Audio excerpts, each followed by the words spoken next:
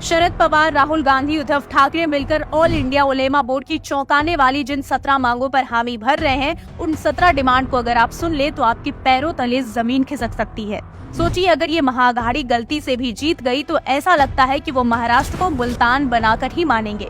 All India उलेमा board ने तुष्टिकरण वाली महाअघाड़ी को समर्थन देने के बदले अपनी 17 मांगे रखी है, जिनमें से मुख्य 8 मांगे हम आपको बताते हैं। पहला है समुदाय विशेष को 10% आरक्षण, और इस मांग को लेकर तो कांग्रेस हाँ भी बोल चुकी है। अपने वोट बैंक को नौकरी और शिक्षा में 10% आरक्षण देने के लिए ये महाअघाड़ी मराठा के SC/ST के आरक्षण को खत्म करने पर पूरी तरह राजी हो चुके हैं। उलेमा बोर्ड ने अपनी दूसरी शर्त में RSS पर प्रतिबंध लगाने की मांग की है। आप सोचिए, जिस RSS का गढ़ ही महाराष्ट्र है, जो 1962 में चीन के साथ युद्ध से लेकर देश के हर मुसीबत में खड़ी रहती है, कांग्रेस सरकार उसे वहीं से उखाड़ फेंकने की प्लानिंग कर रही है। तीसरी मांग है महाराष्ट्र में मस्जिदों के इमाम और मौलाना को हर महीने 15,000 रुपए देने का वादा।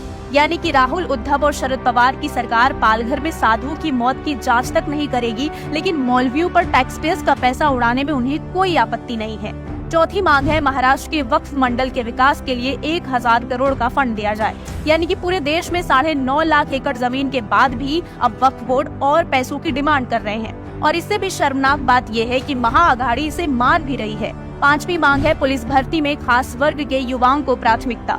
मतलब साफ है कि कांग्रेस के आने पर मराठियों की जगह एक खास वर्ग के युवाओं की भर्ती महाराष्ट्र पुलिस में की जाएगी, ताकि कानून व्यवस्था में भी एक खास वर्ग का अधिकार जम जाए।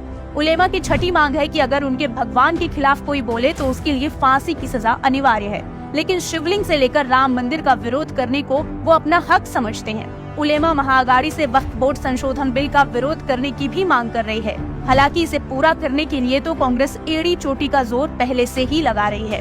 सातवीं मांग में उलेमा ने दंगे फैलाने के आरोप में जेल में बंद खास समुदाय के लोगों को रिहा करने की मांग की है।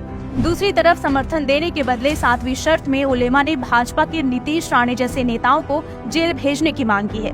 हालांकि इसकी इच्छा तो महाअघाड़ी के कई नेता रखते हैं। उलेमा ने चुनाव में समुदाय विशेष वर्ग को 50 टिकट और एक उप मुख्यमंत्री बनाने की मांग की है, जबकि महाअघाड़ी ने 288 सीटों में से सिर्फ 10 सीट पर समुदाय विशेष के कैंडिडेट उतारे हैं। इन्हीं 10 को जिताने के लिए MVA इन सभी मांगों पर हामी भर देगी।